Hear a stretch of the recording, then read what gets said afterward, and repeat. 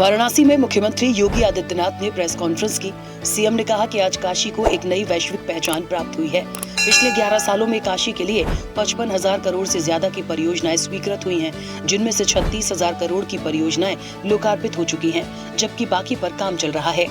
आज काशी को एक नई वैश्विक पहचान प्राप्त हुई है। पिछले 11-11.5 वर्ष के अंदर काशी की योजनाएं तैयार हुई। 55,000 करोड़ रुपए से अधिक की परियोजनाएं काशी के लिए स्वीकृत हुई, जिनमें से 36,000 करोड़ रुपए की परियोजनाएं लोकार्पित हो चुकी हैं। शेष परियोजनाएं प्रगति पर तेजी के साथ आगे बढ़ रही है। मुख्यमंत्री योगी आदित्यनाथ ने विपक्षी दलों पर काशी को बदनाम करने का आरोप लगाया। सीएम ने कहा कि जिन लोगों ने कभी विरासत का सम्मान नहीं किया और अपने कार्यकाल में विकास को आगे नहीं बढ़ाया, वो आज अपनी शरारतों से विकास को बदनाम करने और विकास कार्यों में बाधा डालने से बाज नहीं आ रहे हैं।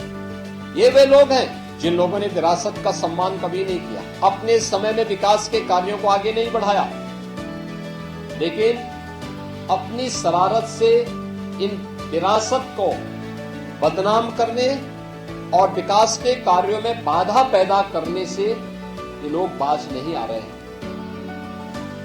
मुख्यमंत्री योगी आदित्यनाथ ने कहा कि काशी की पहचान बाबा विश्वनाथ मंदिर और मां गंगा से है। काशी पहचान उसके घाट हैं। 2014 से पहले इन घाटों की स्थिति क्या थी और आज काशी के घाट हर भारतीय को अपनी ओर आकर्षित करते हैं। 2014 के पहले गंगा जल काशी के अंदर आचमन तो दूर स्नान करने लायक नहीं था। आज काशी के अंदर गंगा जल कोई भी आता अभिभूत होता है। आज आचमन भी कर सकते हैं, स्नान भी कर सकते हैं। काशी की पहचान काशी के घाट है। मुख्यमंत्री योगी आदित्यनाथ ने कहा कि काशी विश्वनाथ धाम बनने के बाद से लेकर अब तक अकेले काशी ने देश की जीडीपी में 1.3 लाख करोड़ का योगदान किया है।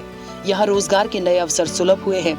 आज काशी की सभी सड़कें 4 लेन से जुड़ी हैं। सीएम ने कहा कि काशी के प्रति प्रत्येक सनातन धर्मावलंबी और हर भारतवासी अपार श्रद्धा का भाव रखता है। पिछले 11 सालों में काशी ने अपनी आध्यात्मिक और सांस्कृतिक विरासत का संरक्षण करते हुए उसका संवर्धन भी किया है। पिछले 11-11.5 वर्ष के अंदर काशी एक बार फिर से अपनी आध्यात्मिक और सांस्कृतिक विरासत का संरक्षण करते हुए उनका संवर्धन भी कर रहा है और भौतिक विकास के कार्यों के माध्यम से एक नई ऊंचाइयों को भी प्राप्त कर रहा है। चंदौली में इंटीग्रेटेड कोर्ट कॉम्प्लेक्स के शिलान्यास कार्यक्रम में मुख्यमंत्री योगी आदित्यनाथ ने शिरकत की, जिसमें सीएम ने 6 जिलों में करीब 1500 करोड़ रुपए के कोर्ट कॉम्प्लेक्स की सौगात दी। मुख्यमंत्री ने कहा कि हर जिले में इस तरह के कोर्ट कॉम्प्लेक्स की जरूरत है। ये 6 जिले पायलट प्रोजेक्ट के रूप में शुरू किए जा रहे हैं। उन्होंने अधिकारियों को दृढ़ इच्छा शक्ति के साथ काम करने और योजना को समय पर पूरा करने के निर्देश दिए। सीएम ने कहा कि सरकार की ओर से वित्तीय संसाधनों की कोई कमी नहीं होगी और हर प्रकार का सहयोग दिया जाएगा।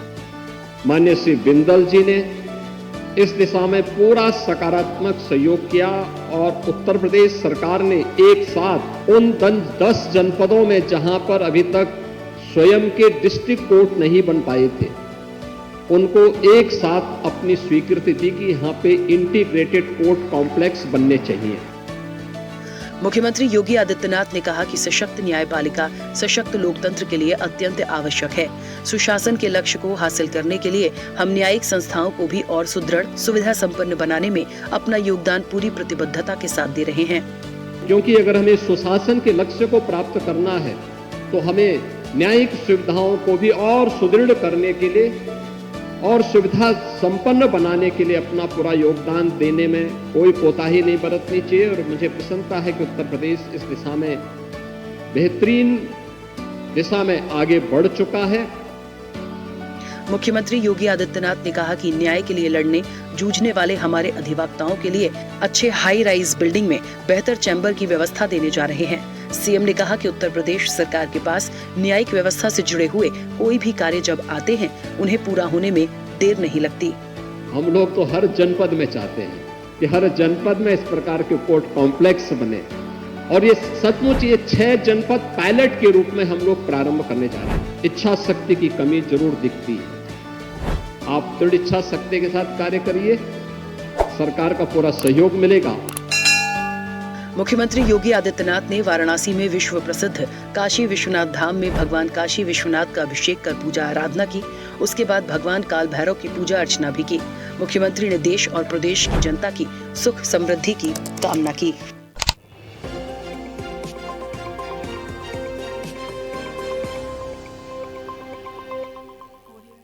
और ऐसी ही ताजा खबरों के लिए लाइक, फॉलो और यूट्यूब पर सब्सक्राइब कर बेल आइकन जरूर दबाइए और हर अपडेट के लिए विजिट कीजिए स्वदेशलाइव.com।